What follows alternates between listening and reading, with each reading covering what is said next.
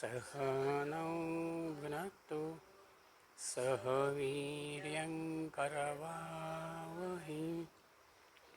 यस्मिनावधीतमस्तु मा विद्विषावहै। ॐ शान्ति शान्ति शान्ति। हरिः ओम। गुरुभ्यो नमः।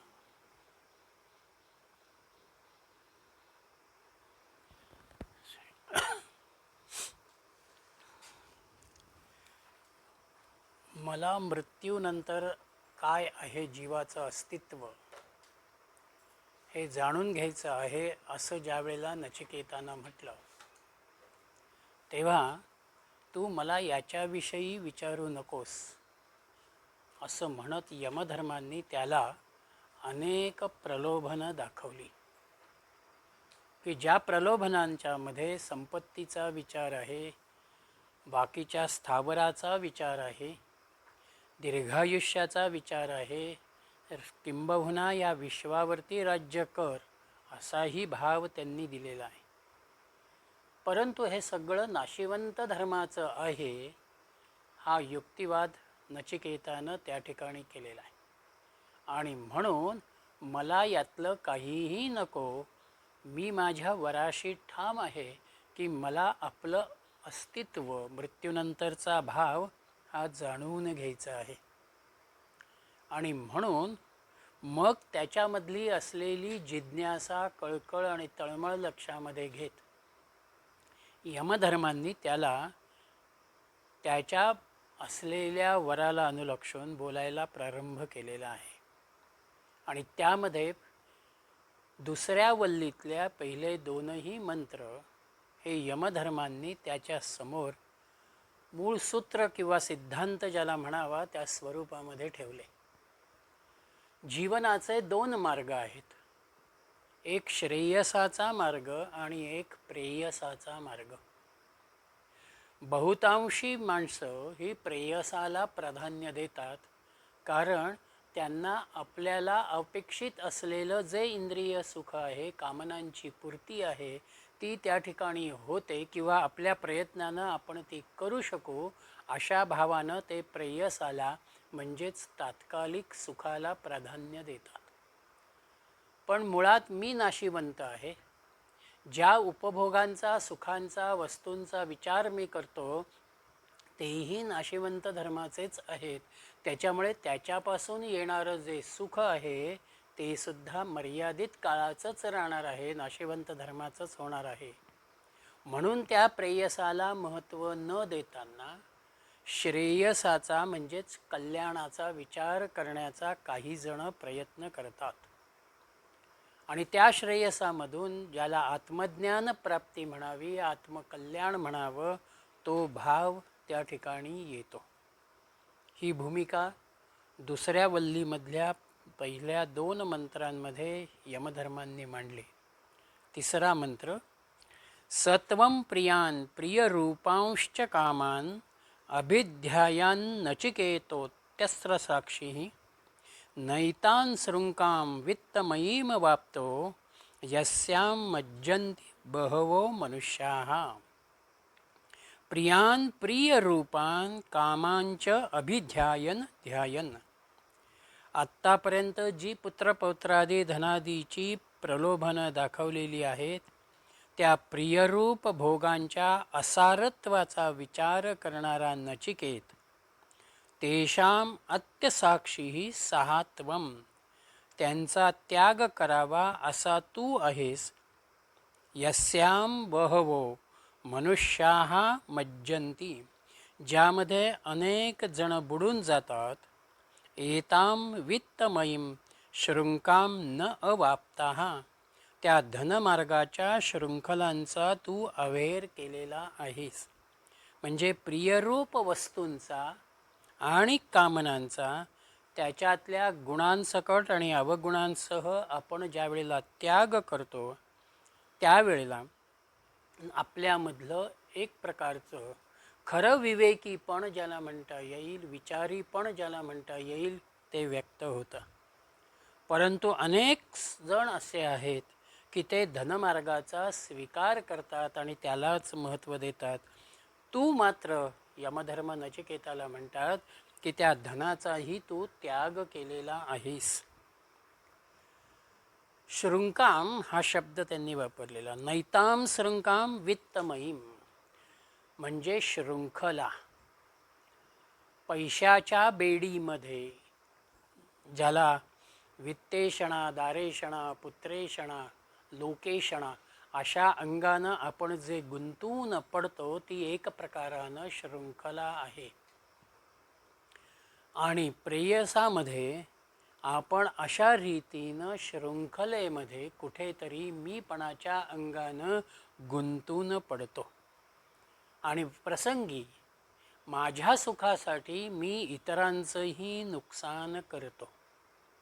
म्हणून धनाची ओढ, धनामध्ये गुंतून पडणं ही एक प्रकारानं नैताम शृंगाम वित्तम, ती एक प्रकारानं शृंखला आहे.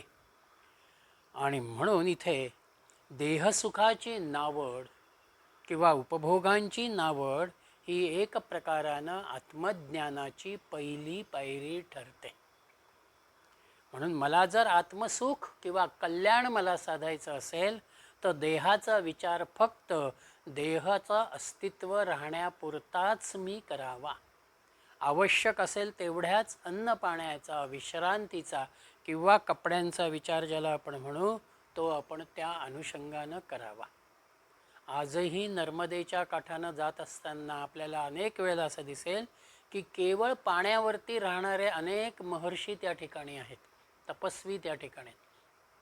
काहीही त्यांना खाणं पिणं लागत नाही. जेव्हा केव्हा गरज निर्माण होईल तेव्हा ते नर्मदेचंच पाणी पितील आणि राहतील.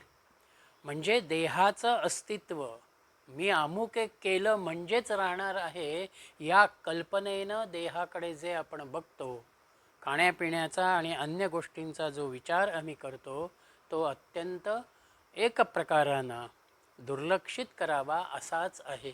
ती नावड देहाच्या अनुषंगानं आपल्यामध्ये असावी. म्हणून देहाचा विचार एक माझं कर्तव्य जे आहे त्या कर्तव्याला अनुलक्षून मी करीन. म्हणून आपल्याकडे म्हटलेलं आहे शरीरम आद्यम खलु धर्म साधनम. धर्माचं साधन, आत्मज्ञानाचं साधन म्हणून शरीराला पहिल्यांदा विचारामध्ये घ्यावं. आद्य याचा अर्थ प्रथमतः. पहिलं माझं कर्तव्य या जन्मामधलं या देहाचं जर काही असेल तर धर्मानं सांगितलेल्या विचारधारेला अनुसरून आत्मकल्याणाच्या अनुषंगानं असावं. ईशावास्य उपनिषदाचा विचार करताना आपण बघितलेलं आहे की धन नको असं कुठेही म्हटलेलं नाही, पण धनाचा लोभ आपल्यामध्ये जो येतो, धनाची आसक्ती जी आपल्यामध्ये येते ती अयोग्य आहे हे ऋषींचं म्हणा, संतांचं म्हणा सातत्यानं सांगणं आहे. म्हणून प्रपंच चालवण्यासाठी, परिवारासाठी मी धन जरूर निर्माण करावं, पण त्या धनामध्ये केवळ मी गुंतून पडावं असं नाही. आणि ती भूमिका नचिकेताच्या मध्ये आहे. म्हणून यमधर्मांनी त्याचं विशेष कौतुक केलं म्हणा किंवा त्याच्याविषयीचा आनंद व्यक्त केला. पुढे चौथ्या मंत्रामध्ये ते म्हणता आहेत, दूरमेते विपरीते विशुची अविद्या याच विद्येति ज्ञाता विद्या अभिप्सितं नचिकेतसं मन्ये नत्वा कामा बहवो लोलुपंत. या अविद्या विद्याच इति ज्ञाता. जी विद्या आणि अविद्या म्हणून ओळखली जाते, एते दूरम विपरीते विशुची, ते दोन्हीही अत्यंत विरुद्ध धर्माचे आणि विपरीत फळ देणारे आहेत. त्वाम म्हणजे तू, विद्या ऐप्सितम नचिकेतसम मन्ये, हे नचिकेता तू विद्या अभिलाषी आहेस असं मी मानतो. बहवा अपि कामाः त्वाम न अलोलुपंत. तुला अनेक भोगांची प्रलोभने झालेली नाहीत. म्हणजे ज्याला आपण विद्या आणि अविद्या म्हणतो आहोत, ज्ञान आणि अज्ञान म्हणतो आहोत, हे दोनही एकमेकांच्या विरुद्ध आहेत. दोन टोकांचा हा विचार आहे आणि ते वेगवेगळ्या ध्येयाकडे, इप्सिताकडे आपल्याला नेतात. आणि विद्येची अभिलाषा धरणारा, ज्ञानाची अभिलाषा धरणारा असा हा नचिकेत आहे. ही ग्वाही, हे कौतुक यमधर्म या ठिकाणी करतात. आम्ही विद्येची अभिलाषा नचिकेतामध्ये का आली, तर अनेक मोह त्याच्या समोर आले, पण त्या मोहांना त्यानं नाकारलेलं आहे. जिथे माझी मन, बुद्धी किंवा माझ्यातलं तर्कशास्त्र, तर्कविचार मी कामाला आणतो, त्याच्यामधून माझ्यात कामना निर्माण होत जातात. त्या कामनांच्या मधून विकारांना उद्भव केलं जातं. हा सगळा विचार जो आहे हा अविद्येशी निगडित आहे. म्हणून मला हवं, मला मिळवायचं, मला प्राप्त करायचं आहे, ही भूमिका अविद्येशी निगडित होते, अज्ञानाशी निगडित होते.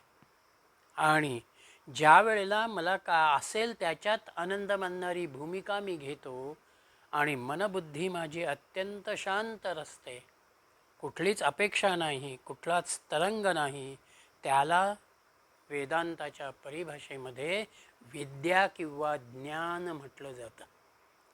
म्हणून ते विद्या नचिकेताच्या ठिकाणी मूलतःच आहे. आणि तो बिंदू म्हणा, तो अंश म्हणा, तो अंकुर म्हणा, त्याच्यामध्ये असल्या कारणानं त्यानं ही सगळी प्रलोभनं नाकारलेली आहेत. केवळ मला अमुक एक हवं किंवा हे मिळाल्यानं मी सुखी होणार आहे, अशा रीतीच्या विचारधारेमध्ये नचिकेत नाही. आणि म्हणून अविद्येची भूमिका कशी येते, तो विचार 5व्या मंत्रामध्ये आपल्या समोर येतो. अविद्यायाम अंतरे वर्तमानाः स्वयं धीराः पंडितं मन्यमानाः दंद्रम्यमाणाः पर्यन्ति मूढा अंधेनैव नियमाना यथांधाः. अविद्यायाम अंतरे वर्तमानाः, जे अविद्येच्या दाट अंधकारामध्ये राहता आहेत, स्वयंपंडितं मन्यमानाः धीराः, ते स्वतःला शाणे आणि विद्वान मानणाऱ्यांना, दंद्रम्यमाणाः मूढाः पर्यंती, ते अनेक कुटील मार्गांनी, अयोग्य मार्गांनी भ्रांत होतात आणि भटकत राहतात. कसे? यथा अंधेन एव नियमानाः अंधाः, एका आंधळ्यानं दुसऱ्या आंधळ्याला वाहून न्यावं, तशी या अविद्याग्रस्त माणसांची भूमिका होते किंवा त्यांच्या जीवनामध्ये ते राहतात. केवळ पुस्तकी ज्ञान म्हणजे पांडित्य नाही किंवा पंडितपणा नाही. पुस्तकी ज्ञानानं मी अनेक गोष्टी सांगू शकेन, पण जर मला जीवनाचा दृष्टिकोन समजलेला नसेल, तर ते पांडित्य हे केवळ मी 4 पुस्तकं वाचली, त्याचं एकत्रीकरण केलं आणि ते 4 जणांच्या समोरच मांडत मी माझ्यामधला मोठेपणा व्यक्त करण्याचा प्रयत्न केला, अशा रीतीची भूमिका पंडितामध्ये येईल. म्हणून तो खरा पंडित नाही. म्हणून इथे आपल्यामधली अनासक्त वृत्ती, आपल्यामधली आत्मशुद्धी, आत्मज्ञानाच्या अनुषंगानं असणारी चिंतनाची भूमिका, ही ज्या वेळेला आपल्यामध्ये येते, तेव्हा जे ज्ञान आपण ग्रहण करत राहतो, जी जिज्ञासा ज्ञानाच्या अंगानं आपण व्यक्त करतो, ती आपल्यामधल्या खऱ्या विद्वानाची भूमिका आहे. तो खऱ्या अर्थानं विद्वान आहे.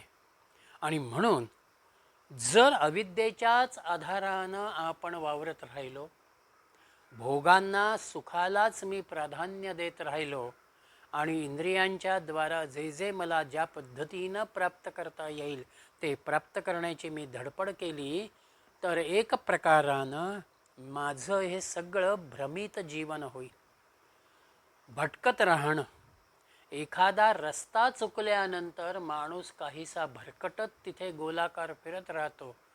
मी इकडनं जाऊ का तिकडनं जाऊ अशा संभ्रमामध्ये तो राहतो. तशी दंद्रम्यमाणा म्हणजे भटकत राहणे, ज्याला कुठलाही हेतू नाही, कुठलंही नियोजन नाही, कोणतंही कारण नाही, अशा वृत्तीनं भटकत राहणारा भाव हा दंद्रम्यमाण आहे. म्हणजे माझ्यामध्ये अवगुण आहेत, त्या अवगुणांच्या अनुषंगानं माझ्यामध्ये अज्ञानाची प्रवृत्ती आहे आणि त्या अज्ञानाच्या प्रवृत्तीमुळे कामना माझ्यामध्ये निर्माण होत राहतात. आणि एकदा कामनांची निर्मिती व्हायला लागली की मग त्या कामनापूर्तीसाठी योग्य असेल किंवा अयोग्य असेल, मी कर्माच्या चक्रामध्ये येतो आणि या कर्मचक्रामधूनच कर्मफळाची सुखदुःखाची भूमिका माझ्यासमोर तयार होते. आणि म्हणून हे सगळं निव्वळ भटकणं होतं. हे कसं भटकणं आहे? म्हणून अंधे नैव नियमाना यथांधा. एक अंध्यानं दुसऱ्या अंधाला म्हणावं की अरे तू माझा हात धर, मी तुला बरोबर नेतो. दोघंही आंधळे, त्यामुळे आपण कुठे जातो आहे, कोणत्या दिशेला जातो आहे, पुढे खड्डा आहे का नाही, झाड आहे का नाही, आपल्याला काहीही कळत नाही. ते जसे इकडून तिकडे तिकडून इकडे भटकत राहतात, तशा रीतीनं हा अविद्याग्रस्त माणूस केवळ जन्ममरणामध्ये सुखदुःखांच्या मध्ये भटकत राहतो आणि त्याच्यामधूनच जन्मोजन्मीचा हा प्रवास त्याचा शेवटी दुःखमय स्वरूपाचा होतो. म्हणून मला हा जर प्रवास टाळायचा असेल तर माझ्यामध्ये अहंभाव जो आहे, ममत्वाचा भाग जो आहे, तो ममतेचा भाग मला बाजूला करता आला पाहिजे. म्हणून पुढे 6व्या मंत्रामध्ये त्यांनी म्हटलं, न सांपरायाः प्रतिभाति बालम प्रमाद्यंतम वित्तमोहेन मूढम अयम लोको नास्ति पर इति मानी पुनः पुनर्वशम आपद्यते मे. प्रपाद्यमंतम वित्तमोहेन मूढम बालम. आपण कसे आहोत आत्ता? बालबुद्धीचे आहोत. आणि बालबुद्धीमध्ये काय घडतं? तर तिथे पूर्ण ज्ञान नाही, काहीसा अविवेकीपणा, योग्य अयोग्यतेचं ज्ञान नसणं अशी भूमिका आहे. म्हणून अविवेकी आणि धनाच्या मोहानं मोहित झालेली बालबुद्धी ज्या वेळेला माणसामध्ये येते, सांपरायाः न प्रतिभाती, त्याला परलोकाचा मार्ग दिसत नाही, त्याला तो मार्ग स्पष्ट होत नाही. अयम लोकः पराः न अस्ति इति मानी, आत्ताच्या असलेल्या विश्वालाच तो प्रधान मानतो, अन्य कोणताही लोक नाही, अशी त्याची भूमिका त्या ठिकाणी तयार होते. सहा पुनः पुन्हा मे वशम आपद्यते. आणि म्हणून तो पुन्हा पुन्हा माझ्या म्हणजे मृत्यूच्या अधीनतेमध्ये येतो, पुनर्जन्मामध्ये तो फिरत राहतो. सामान्य माणूस जो कामनांच्या मध्ये गुंतो आहे, धनाला आसक्त होतो आहे, असा माणूस हा एक प्रकारानं लहान मुलासारखा आहे. लहान मुलाचे दोन गुण आहेत, दोन भाग आहेत. एक, तो अत्यंत लहान असल्याकारणानं त्याला कळणं न कळणं याचा विचार तिथे आहे. बऱ्याच गोष्टी त्याला कळत नाही आहेत. मी हे केल्यानं काय होईल याचा विचार त्याच्या समोर नाही. आपण म्हणणार आहोत की अरे ती हातातली जड वस्तू बाजूला ठेव, तू कुठून फेकली, काचेवर लागली तर काच फुटेल, आपण म्हणतो आहोत. पण तो मात्र मी हातात घेतलेली वस्तू चेंडूसारखी फेकावी म्हणून तो फेकतो आणि काच तुटून पडते. त्याला ते माहिती नाही आहे की मी काचेवर हे फेकल्यानंतर ती तुटणार आहे, नुकसान होणार आहे. म्हणून जसं त्या लहान मुलाला प्रतिभाती बालम, त्याची बालबुद्धी अशी आहे की जिथे विवेक नाही आहे, चांगलं वाईट त्याला कळत नाही आहे, आणि म्हणून एक प्रकारानं आपल्या माणसाची भूमिका अशी होते की आम्ही केवळ भोगासाठी धडपडत राहतो. सुख ही संकल्पना आम्ही अत्यंत वेगळ्या अर्थानं विचारामध्ये घेतो आणि तिच्या मागे धावत राहतो. खऱ्या ज्ञानाची तृष्णा ज्याला म्हणावी, ती तृष्णा आमच्यामध्ये येत नाही. म्हणून एक आपला क्रम जीवनाचा अधोगतीकडे जाणारा कसा आहे ते यमधर्मांनी अप्रत्यक्षपणानं इथे मांडलेलं आहे. अयम लोको नास्ति परम. माझ्यासमोर दिसणारं जग, माझ्यासमोर मी पैसे मिळवल्यानंतर येणारे उपभोग, हेच खरं जग आहे, अशा भावनेमध्ये आज आपण अनेक जण वावरतो. म्हणजे एक प्रकारानं संपत्तीच्या मोहानं आम्ही अविवेकी होतो. त्या अविवेकामुळं आमच्यातला विवेक बाजूला पडतो.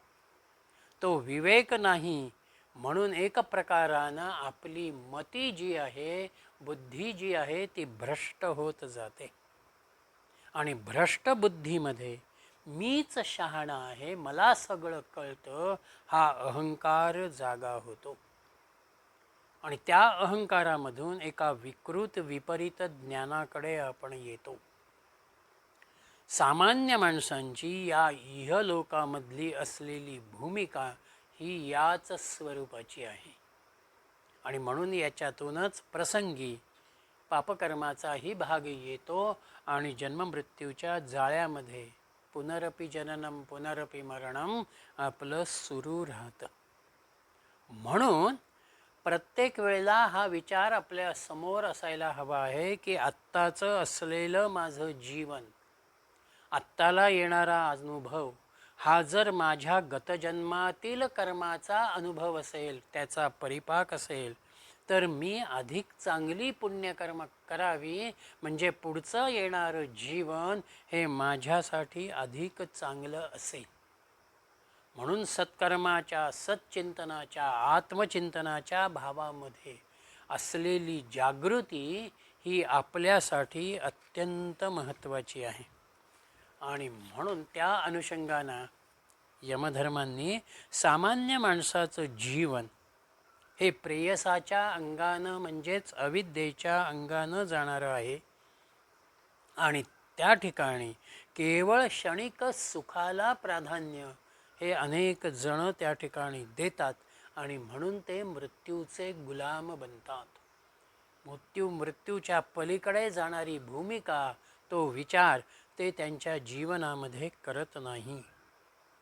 म्हणून पुढे आत्मज्ञान हे अत्यंत दुर्लभ आहे असा विचार यमधर्म नचिकेताला देत आहेत.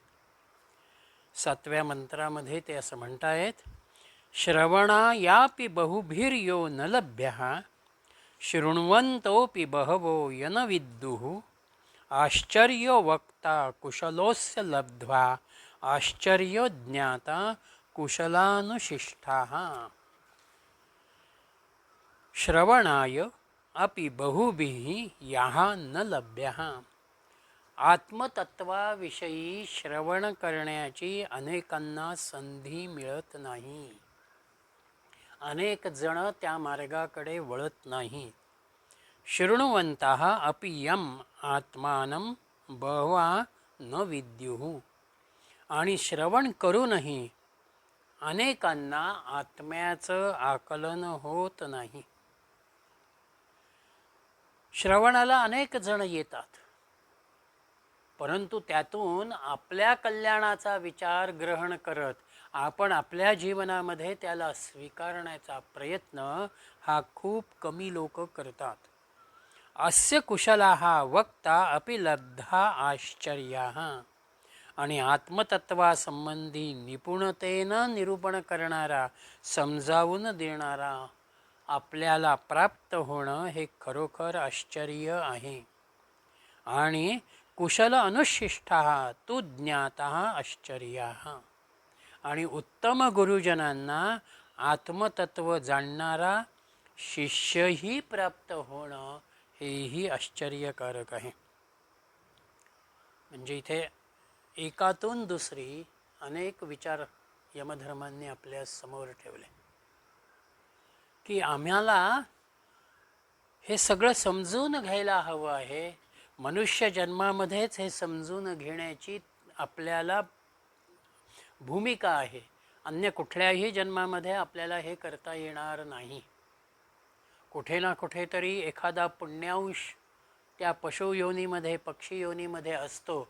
म्हणून असे पशु म्हणा पक्षी म्हणा ही त्या मंदिराच्या परिसरामध्ये म्हणा साधूंच्या जवळपास म्हणा राहताना आपण बघतो. पण म्हणून तिथे ते आत्मज्ञानी होत नाहीत. आत्मज्ञानाच्या प्राप्तीसाठी मनुष्य जन्माचीच गरज आहे. आणि म्हणून गीतेतही भगवंतानं म्हटलेलं आहे, मनुष्याणाम सहस्रेषु यश्चत कतती सिद्धये. अनेकांमधला एखादा कोणीतरी मला जाणण्याचा प्रयत्न करतो आणि अशा जाणणाऱ्यांमधला कोणीतरी माझ्यापर्यंत येऊन पोचतो. म्हणून इथे ब्रह्मविद्या म्हटली तर रहस्यमय आहे असं नाही. ती कुठल्या एखाद्या घटकापुरती समाजापुरती समूहापुरती मर्यादित आहे असंही नाही. ब्रह्मविद्या जाणून घेण्याचा मनुष्य म्हणून जन्माला आलेल्या प्रत्येकाला अधिकार आहे. प्रत्येकानं ते समजून घ्यावं. पण मागच्याच मंत्रामध्ये म्हटलं की गतकर्मांमधून आत्ताच्या कर्मामध्ये मी आलेलो आहे. म्हणून माझा कर्मभोग किंवा कर्मयोग कसा आहे तर मागच्या जन्माच्या कर्मामधून आलेला आहे. मागच्या कर्मामध्ये जर मी श्रवणाला सत्संगाला प्राधान्य दिलेलं असेल तर आत्ताच्या माझ्या जीवनामध्येही मी त्या सत्संगाच्या वातावरणाकडे आकर्षित होतो. ते वातावरण मी प्राधान्य करून स्वीकारतो. म्हणून श्रवण अनेक जण करतात. केलेल्या श्रवणातून आत्मसात करणारा आकलन होणारा भाग हा अजून कमी लोकांच्यामध्ये राहतो आणि त्याच्यातून स्वतःची अंतःकरण शुद्धी करून घेणारे त्याहीपेक्षा कमी आहेत. म्हणून आम्हाला आत्मज्ञान प्राप्ती करायची असेल तर आमच्यामधलं कर्म आमच्यामधली उपासना याच्यामधून एक गुणवत्ता आपल्याला आत्मसात करावी लागते. त्याच्यामधलं सातत्य हे आपल्याला निर्माण करावं लागतं. सातत्यानं एखाद्या गोष्टीचा एखाद्या विषयाचा आपण पाठपुरावा करतो त्याच वेळेला त्या ज्ञानाला अनुलक्षून असलेली भूमिका माझ्यामध्ये आकाराला येते. म्हणून ब्रह्मज्ञानाच्याही बाबतीमध्ये आत्मसात करणारी प्राप्त करणारी भूमिका आपल्यामध्ये असायला हवी आहे. आणि त्याचबरोबर अस्य कुशलाः वक्ता लब्धा आश्चर्याः. उत्तम गुरु आणि त्यालाही उत्तम शिष्य प्राप्त होणं हे सुद्धा अत्यंत दुर्मिळ आहे.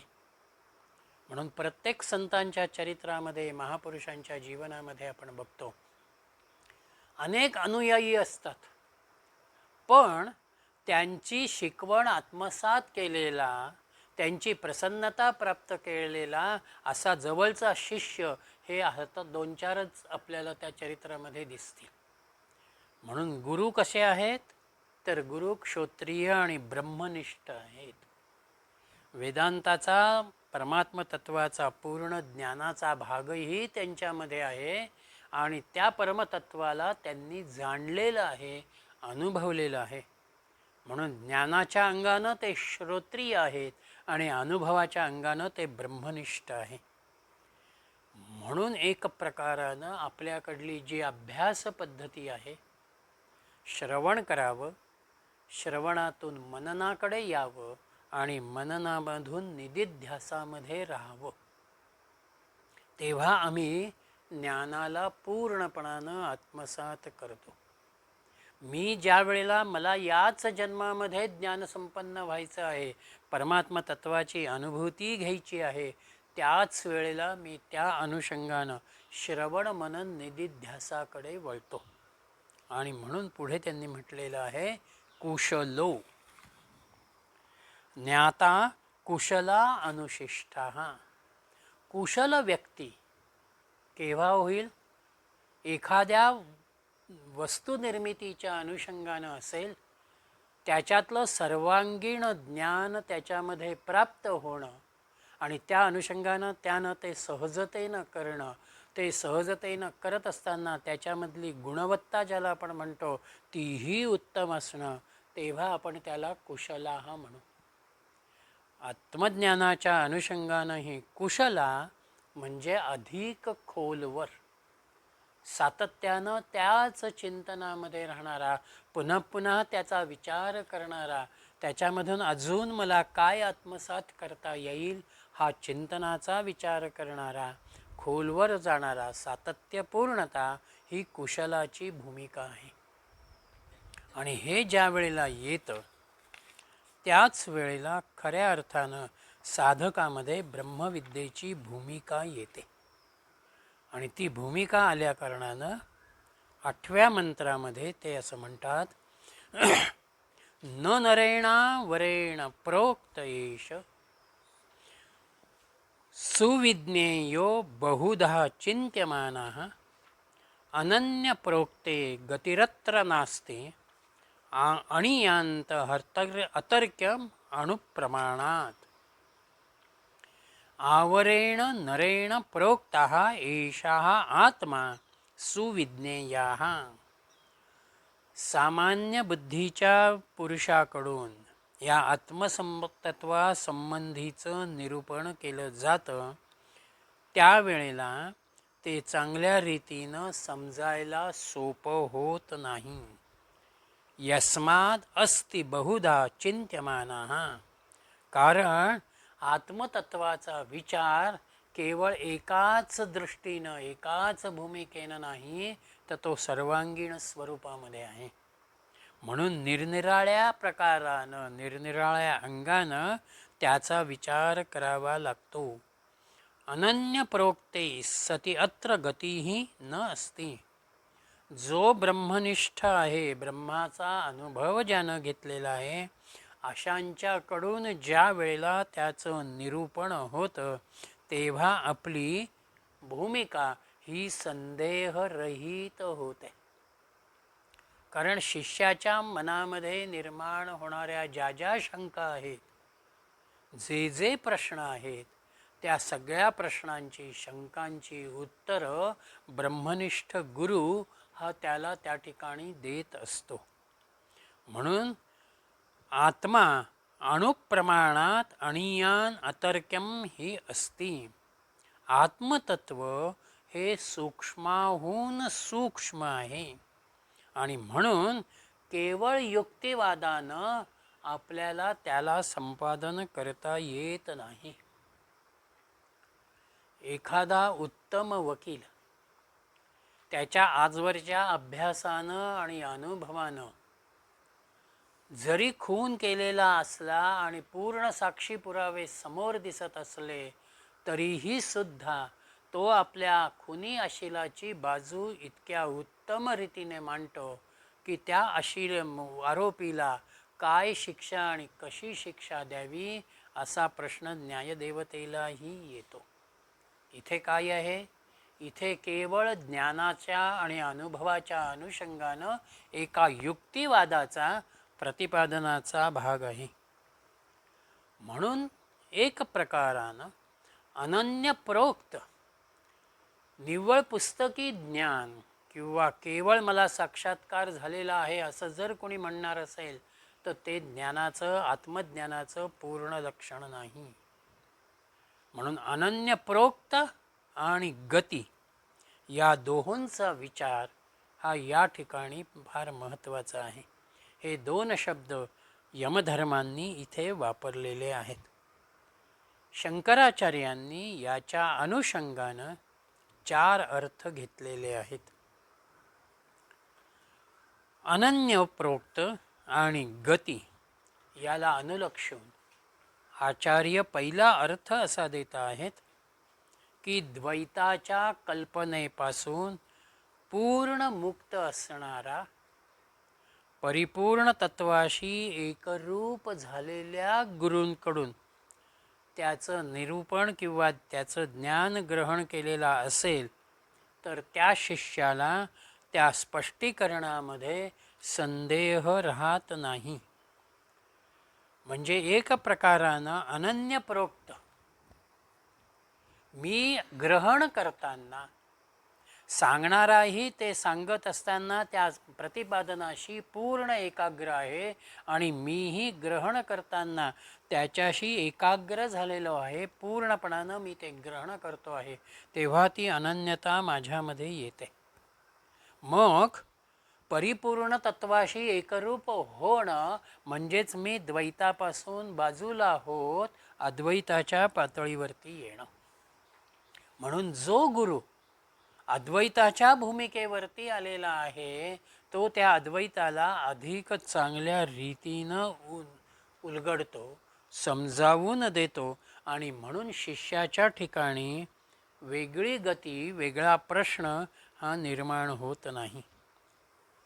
दुसरा अभाव ते असं म्हणतात की शिष्याच्या स्वतःच्या आत्मतत्वाहून जे अन्य नाही अशा आत्मतत्वाचे प्रतिपादन झाले असेल तर तेथे शंकाच राहत नाही. म्हणजे माझं आत्मतत्व मी समजावून घेत असताना त्या आत्मतत्वालाच अनुलक्षून इतरांमध्येही आत्मतत्वाची भूमिका ही जर माझ्यामध्ये निर्माण होत गेली तर मला मग तिथे संदेह निर्माण होत नाही. अरे जे त्याच्यामध्ये आहे ते माझ्यात आहे, माझ्यात आहे ते त्याच्यामध्ये आहे. आणि गती शब्दाचा अर्थ मार्ग असा एक आहे.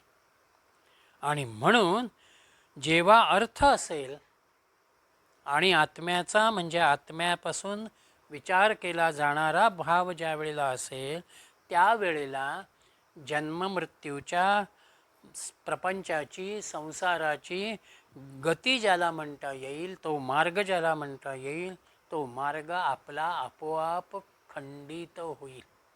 कारण मी आत्मतत्वाला जाणतो आहे आणि देहाला मृत्यू आहे, आत्म्याला मृत्यू नाही, या भूमिकेवरती मी येतो.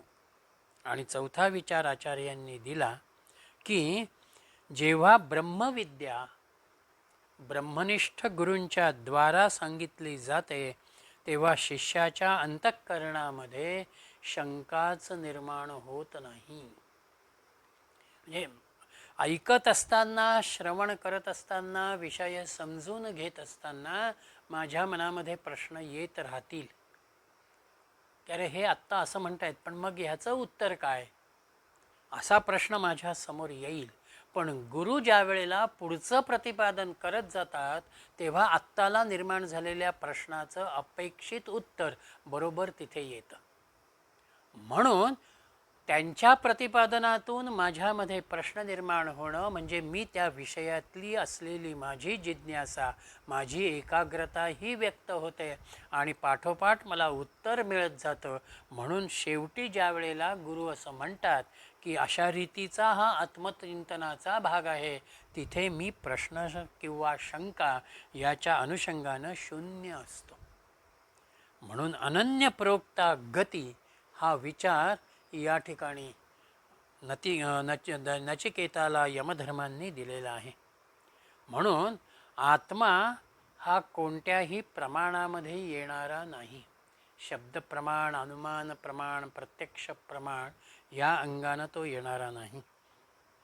आणि आत्मज्ञानासाठी मी अमुक एक विचारांची कास धरली म्हणजे मला ते आत्मज्ञान होईल असंही त्या ठिकाणी नाही.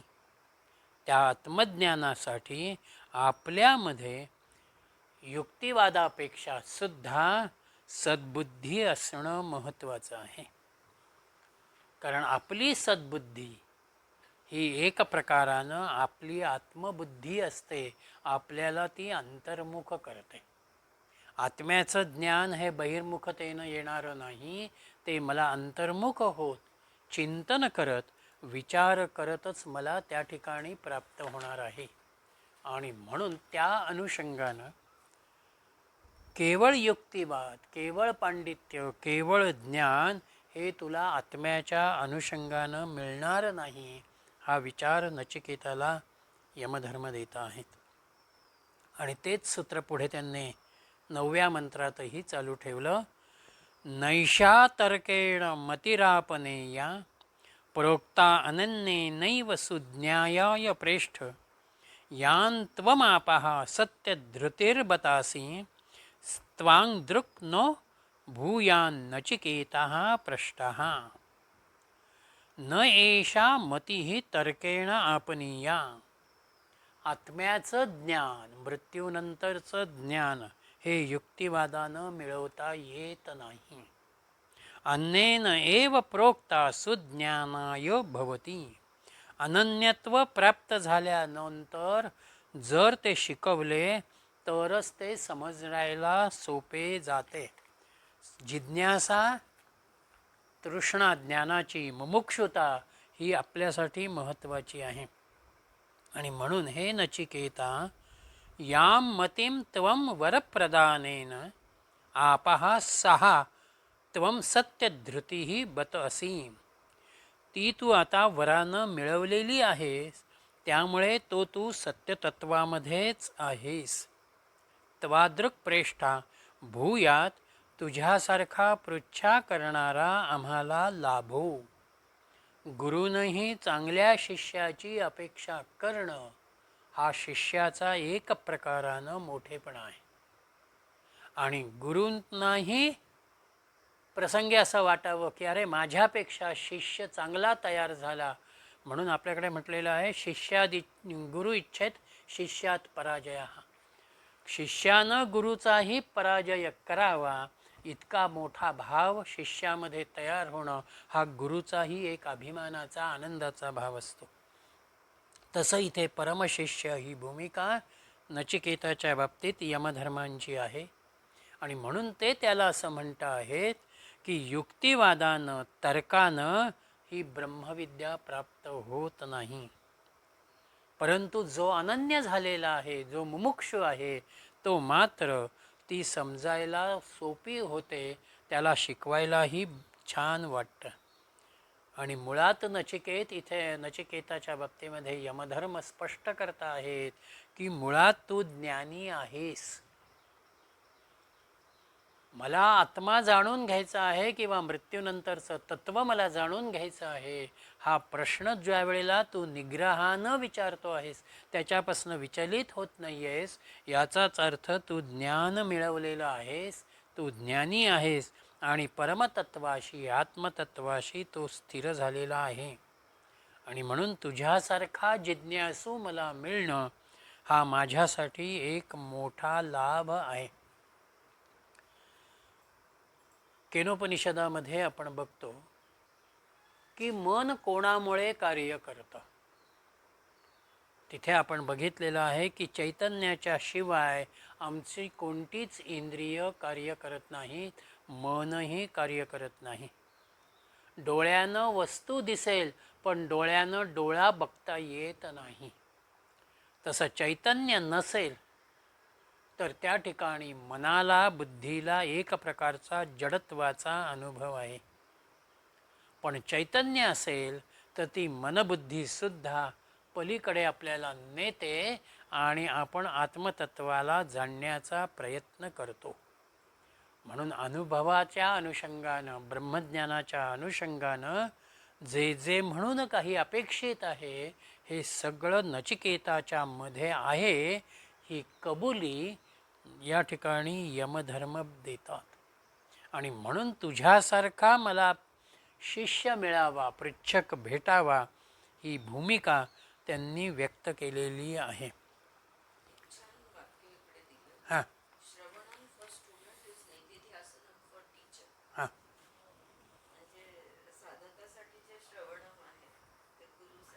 निधिध्यास काय, त्याला कशा रीतीनं समजावून द्यावं, कशा रीतीनं त्याला आकलन होईल.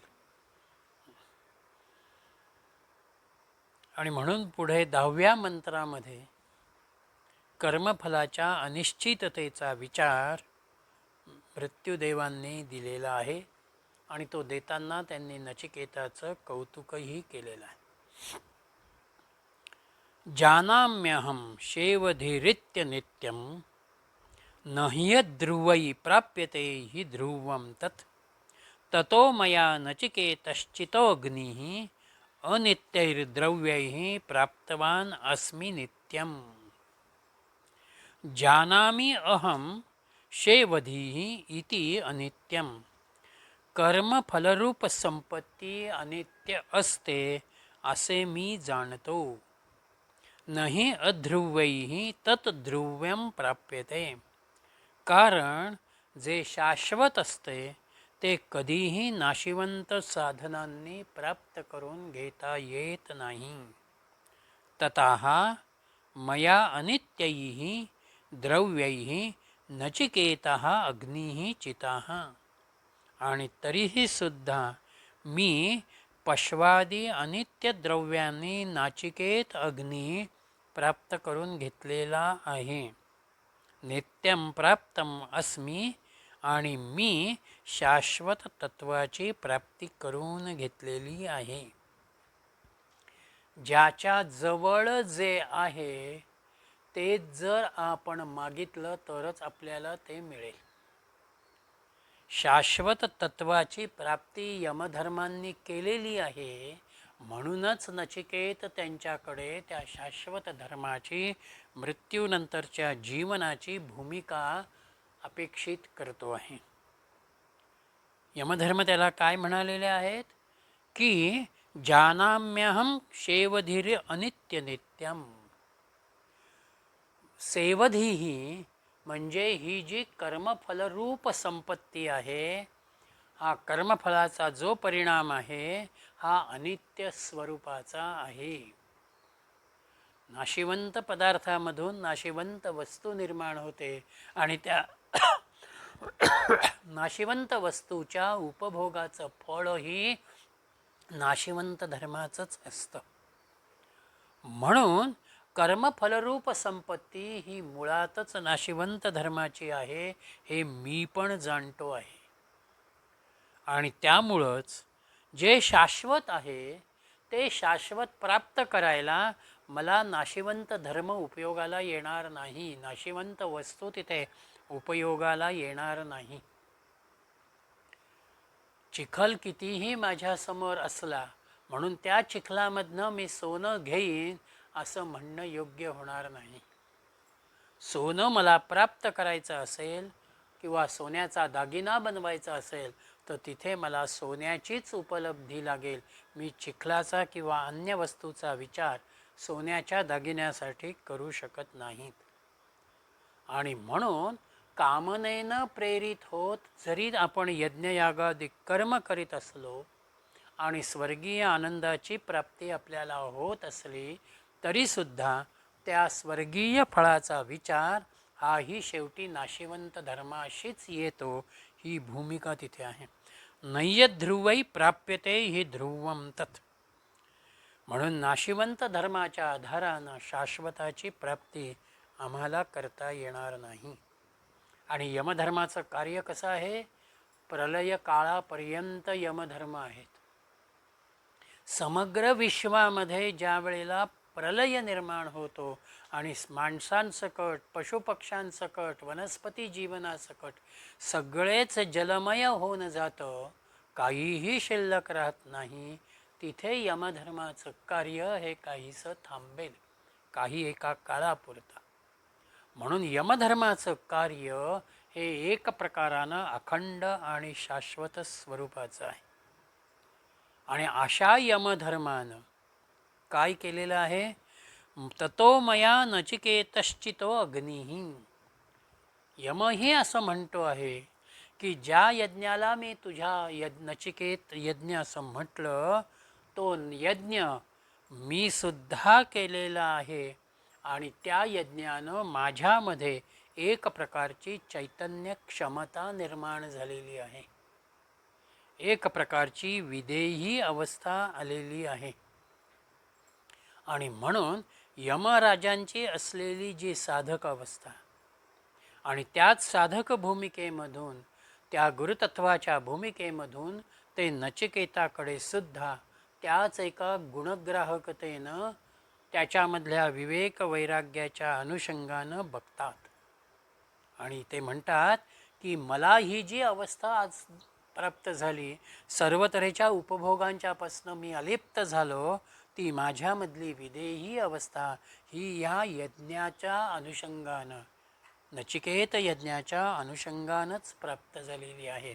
मी सुद्धा त्याचं चयन केलेलं आहे.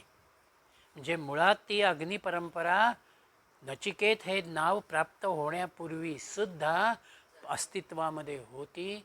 यमधर्मही तो यज्ञ करत होते आणि म्हणून ते असं म्हणत आहेत, अनित्य द्रव्यैर प्राप्तवान अस्मि नित्यम. आणि एक प्रकारानं ह्या अनित्याच्याच आधारानं, या अनित्य क्षणिक देहाच्याच आधारानं मला नित्य वस्तूची प्राप्ती करायची आहे किंवा मी ती प्राप्ती करून घेतलेली आहे. म्हणून देहाचा विचार जो आहे, हा देहाचा विचार हा शाश्वताच्या प्राप्तीसाठी आहे, तो अशाश्वतासाठी नाही. आणि पुढे त्यांनी असं म्हटलेलं आहे 11व्या मंत्रामध्ये. हां, पशु वगैरे जे त्याला पहिल्यांदा म्हटलं होतं ना, तुला मी अश्व देतो, हत्ती देतो किंवा हां, जे अनित्य. माझ्याजवळ कितीही पशुधन असलं तरीही त्याला शेवटी मर्यादा आहेत.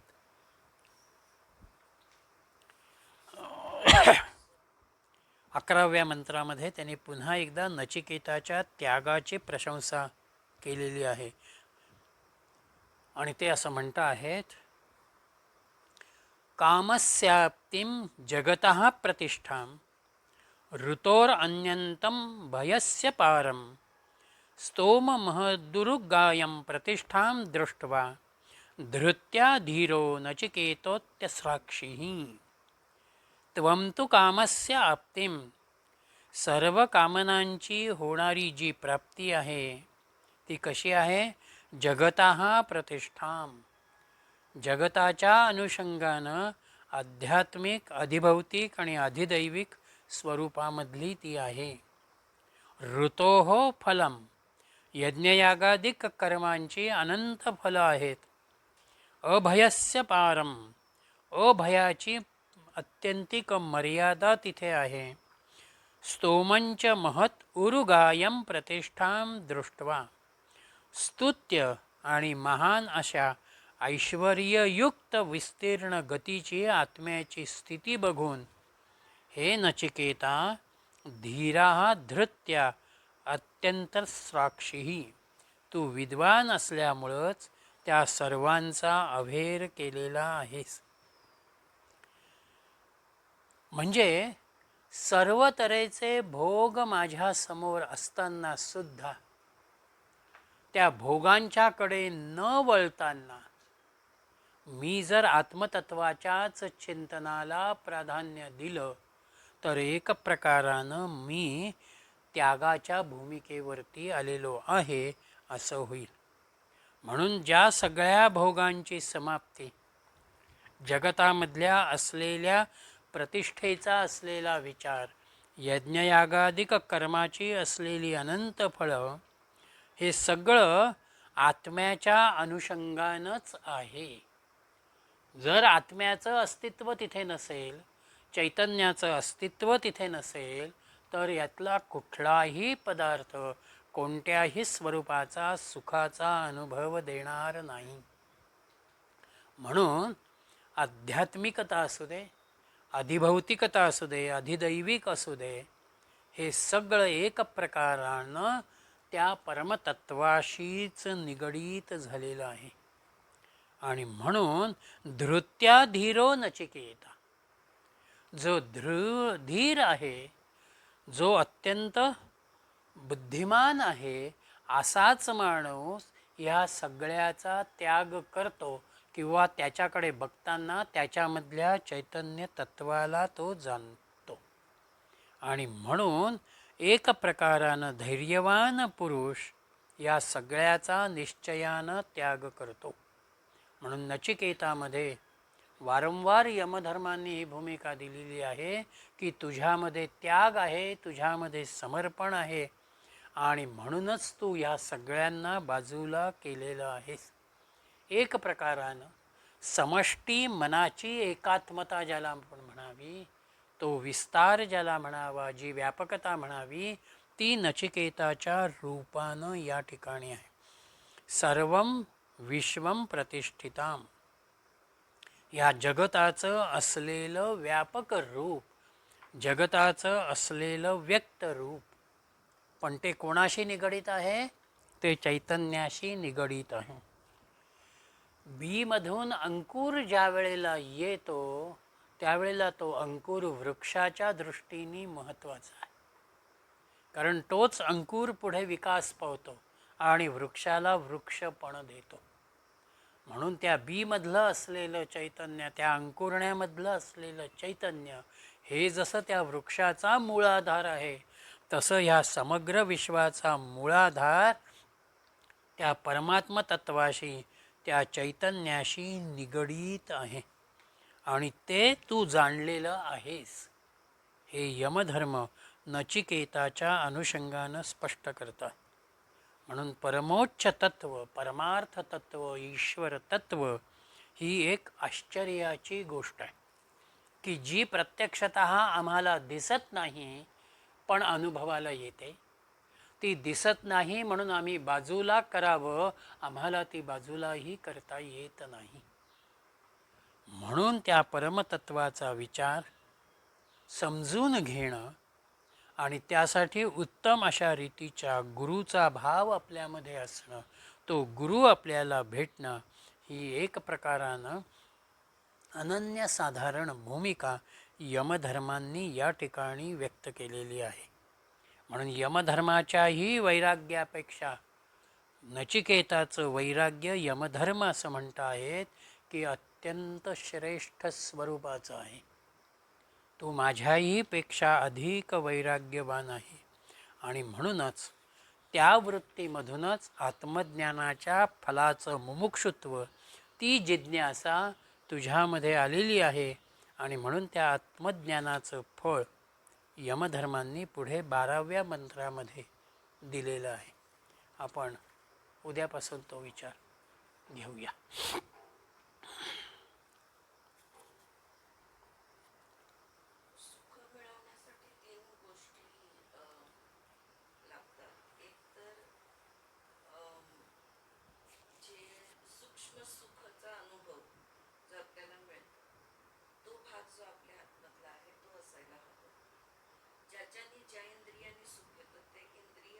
सक्षम असायला हवे आणि मनबुद्धीचा मॅच्युरिटी पाहिजे. हो, ते to connect to pleasure and to experience, त्याच्यासाठी तुम्हाला मनबुद्धी पाहिजे.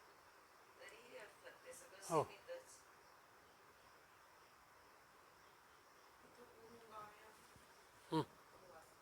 म्हणजे दूरवर पसरलेला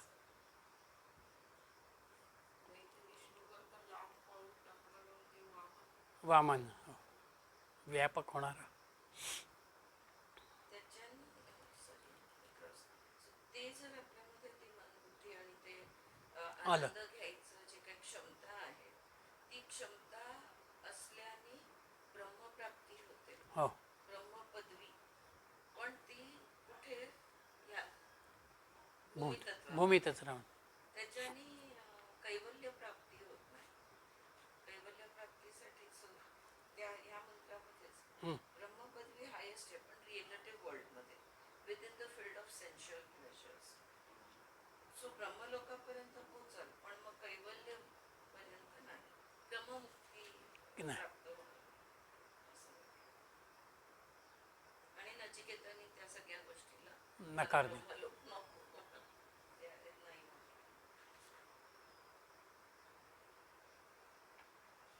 दोन वाक्य खूप छान इकडे त्यांनी दिली मध्येच. Without dispassion giving up is called suppression. So ते जे मुमुक्षुत्व आहे ते नसलं आणि किंवा त्यागाचा भाव नसला किंवा वैराग्य नसलं असं म्हणा, वैराग्य नसलं तर मग आणि तरी आपण ते करतो हो. तर मग म्हणजे आपल्या इच्छांचं आपण बाबत असतो. सो अगेन मग त्याचा निगेटिव्ह रिझल्ट इच्छा जेवढी दाबाल तेवढी ती कधीतरी उफाळून येऊ शकते, येऊ मग ती त्रास देते. म्हणून तिच्यामधली अनासक्ती महत्त्वाची. नाही बा हे मला नकोच आहे. आणि without data conclusion is called as imagination. हो. हे पण छान वाक्य त्यांनी लिहिलं.